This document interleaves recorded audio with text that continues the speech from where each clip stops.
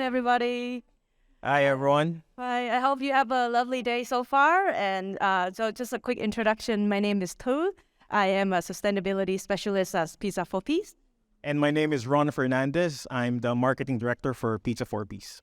And today we want to share with you from dough to delivery, our sustainability journey at Pizza 4P's. So, Tu, who is Pizza 4P's? Okay, so for everybody who haven't been to Pizza 4P's, I highly recommend you go to one today, if possible.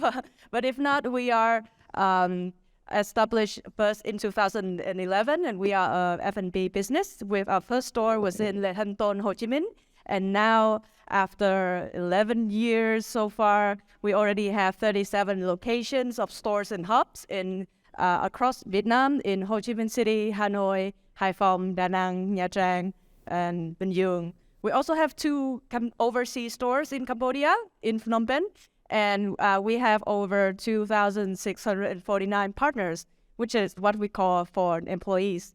And here is our lovely founders, so Masako-san and Sunny-san. So usually in our office before a meeting, they do a little exercise, and we want to invite everybody to do the little exercise with us today, if that's possible. Ron, Yes, take it away. if you can just indulge us for a few minutes, may I request everyone to close their eyes for a moment? Yeah. So, while closing your eyes, I hope everyone is following our instructions. Think of a person that you met today during this event. It can be any person. It can be the person next to you. While thinking about that person, I want you to visualize wishing them well. Visualize that you're telling that person in your mind, may you be truly happy. May you be healthy. May you be safe from inner and outer harm. May you care for yourself joyfully. Okay? Open your eyes and smile for peace. Yes, those smiles that I see right now, that is our vision. Because our vision is to make the world smile for peace. And we do this by delivering wow, by exceeding expectations of our guests, by sharing happiness, by living the spirit of omotenashi. And we do that through sharing, because we believe sharing is caring. And what's the best way to share our food? Is to share pizza. So yes, so that is how we strive for happiness, and we strive to make a pizza that's good for everybody, and also that's good for the planet. So today I'm gonna use a classic margarita pizza as my metaphor representations to walk through our sustainability journeys. So first, we'll take it to the top, which is the toppings is the basils in the margaritas. And the basil is represent our sourcing strategies in Pizza 4P's. So as you know, as we are F&B business here, food ingredients is one of the most important thing in terms of a food and F&B business. And for us, in order to delivering while sharing happiness, we believe that in food ingredients that is fresh, healthy, locally sourced will be the one that can help us to achieve these missions. And first, we would like to introduce one of our longest and very valuable partners from. This is Mr. Thang. So he was founders of Thyssen Farm. They are a local farm in Lam Dong where they grow organic vegetables. And they're also using a biodynamic as well as circular ways in terms of their agriculture practice. So Mr. Thang is the one that providing us all the basils for our classic margaritas, as well as other organic vegetables such as rockets for our rocket salads with burrata. Next, I would also like to introduce Hợp tác xã Nam Cang. Even though they are not part of our pizza, but then they're also one of the suppliers we are very treasured to work with. So Hợp tác xã Nam Cang is a local cooperative in Cà Mau, where they, with 400 different farmers growing crab naturally in the mangrove regions. So they are the one that's sourcing, that let the crab grow naturally without any chemicals. And then well balanced in terms of that forest mangrove and harvesting in a responsible and sustainable way. Yes, so since then, we're also able to expand a lot of collaboration with different farmers and partners. And there are three indications whether we are looking for when we're extending at this farm networks. So first is locally sourced. So how many percentage of the food and beverage that we source are either grown, made, craft, or processed in Vietnam. And the next indicators that we're also looking for is sustainability source. So it depends on different type of products. For example, in vegetable, we were looking more into no chemical organic grown vegetables.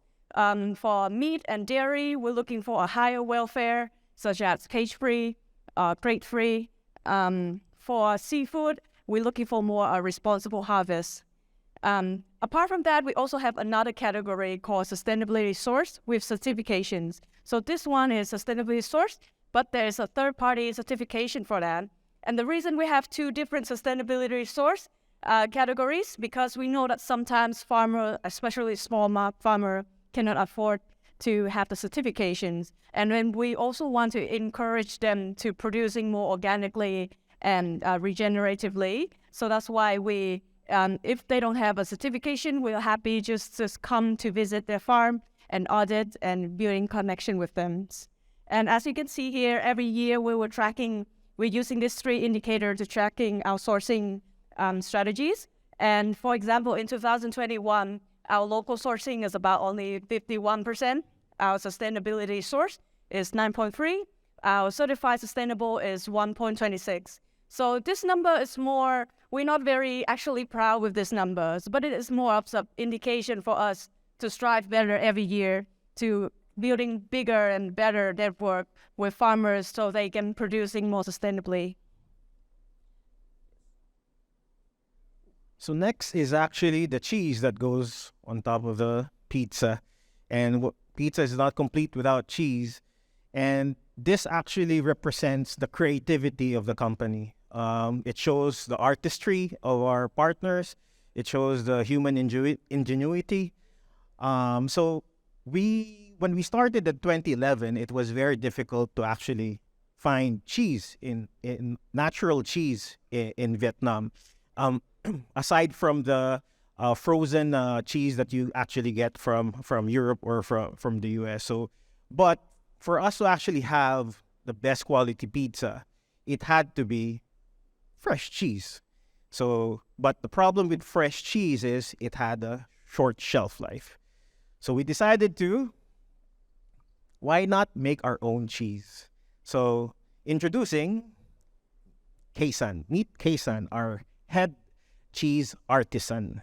So he's Japanese, and with his team in Dalat, we actually make more than 10 varieties of cheese from fresh milk that's been from cows that grew up in the highlands of Dalat, that's nurtured by the Vietnam environment.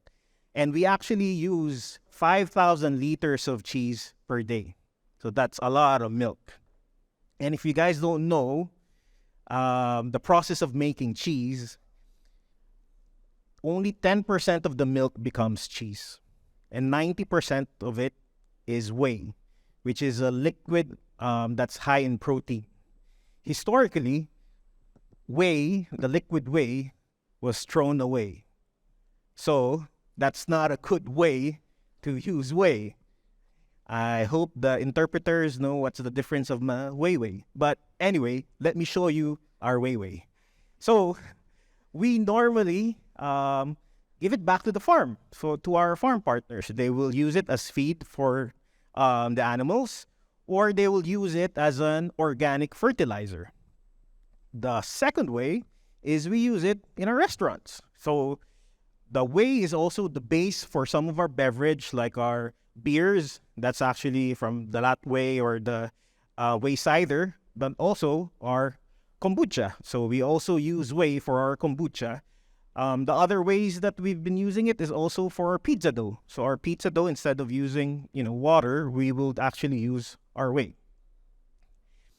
Next is the challenge. So if you want to offer our guests the best margherita pizza, it has to be tomatoes from San Marzano, which is the southern part of Italy. Because of the acidity and because of the moisture content, you have to get those tomatoes from southern Italy. We've tried to locally source it, but unfortunately, we have to use the San Marzano tomatoes. So we've been very mindful of this challenge. So the way we actually overcome this challenge is by introducing some seasonal dishes. So I don't have the photos here, but how many have you guys tried chaka? The rendition of, thank you so much, sir. The rendition of pizza 4P's for chaka or even boko. So we are using local ingredients that's actually, available in Vietnam. So we don't have to use tomato sauce. Or we're also using some ento vegan. So it's a hit or miss. Not all innovation that we actually come up with. And for example, for the ento vegan, we think it's too early for it. It wasn't that popular. But I think the spirit of Kaizen, of continuously improving, that's basically what's driving us to have that proper balance. So now we come to part 4, where we put in this pizza to the oven, which it's more of me talking about the operation that we have at the stores. So for the pizza, of course, we need an oven, we need electricity, we need water, we need all the natural resource. So it is the most important thing for you to improve your usage of natural resources, first to monitor it. So this is our statistic for electricity and water use in 2021, as well as the wood and the gas. And from this monitoring data that we have, that's where we can see where we can improve. So it will lead us to a lot of interesting projects that we have so far. So for example, in Xuong Thuy, we're trying to use more renewable energy, and we are building a solar panel on top of our restaurants. As well as for the stores, the electricity, we are applying more smart meter across different stores in Ho Chi Minh City and Hanoi. So you can measure electricity in different region, different zone of the restaurant at different time. So you can see where is the electricity is not is consumed appropriately or not. So we can build more actions as well as automatic turn off and operations that can help improving in terms of electricity efficiency. And then as well as for our pasta boiler, which is where we use a lot of energy for pasta, and we can also learn how it's work, and then we can build a Kaizen and operation to reduce the energy use and natural resource use. And since we finished baking the pizza, we gotta pack it. So we're trying to find packaging that have the less plastic as possible. For example, this is our boo bag, which is our bag that made from home compostable bioplastic, so it can be composed in home compost conditions.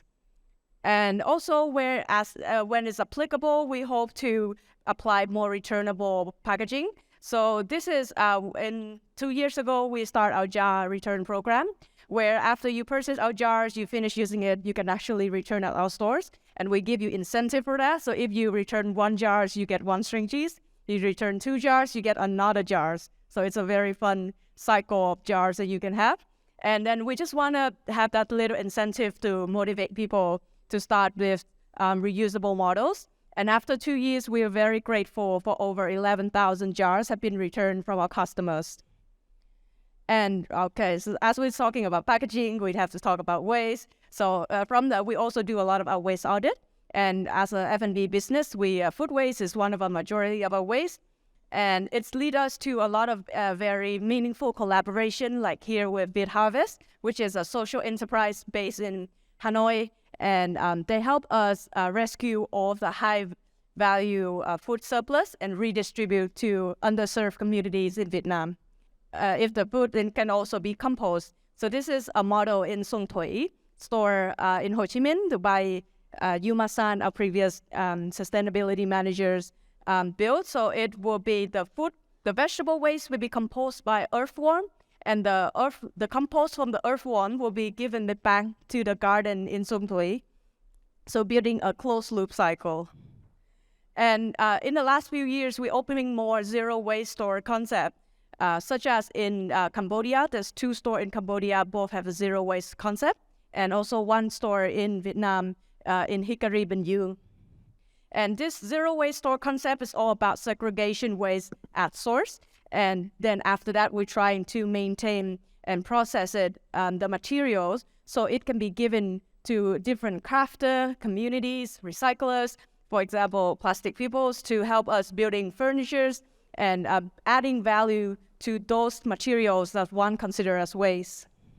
So what's next, too? Okay, yes. So yes, if you're interested in all those statistics, we actually have more details in our sustainability report, and we will publish another sustainability report this year on Earth Day, and there will be a survey after that, so you can also sharing your feedback of how we can improve to be better. As well as on our journey, we just continue driving to find better packaging here. So for example, this is a reusable pizza box that we've been trial. There's still some modification to it, but we are very excited for it. As well as we're also we're improving in some of our operation. We're trying to reduce our plastic use. And also we recently trialed with our electric vehicle, so that's also exciting too. But I think what we need is... So for us, we're not here to say that we're the experts in the industry. We're far from that. And we're not here to preach, but we're here to actually share our experience and our stories. And we do believe that what we need is innovation. We don't think that the way to be more sustainable is to go back to horses or whatever our ancestors were using. We need proper education, innovation and technological advancement to actually really tackle sustainability correctly. So if you guys are driving a motorbike or cars, there's this innovation that was developed in the 80s called the catalytic converter.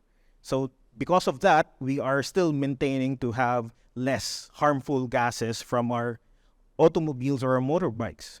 So innovation is important. Second is we need everyone in this room to be part of this journey.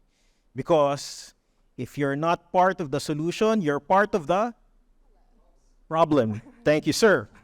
So we encourage everyone to join, and we encourage everyone to share their stories. As one community in the F&B industry, I think we will all learn and really benefit from it. Yes, and the last thing I think is also be mindful, as the exercise that we do with Ron in the beginning. So being mindful, as we know, like every day we come up with a lot of work, a lot of movement, a lot of stress, but it's also very important for us to reflect internally in terms of what should we be grateful for, and so it will keep us like a positive energy for us to continue this journey of sustainability, because it's going to be a very challenging journey, especially with the climate emergency that we have. And finally, it's important for us to do it together. Okay. So thank you very much, guys.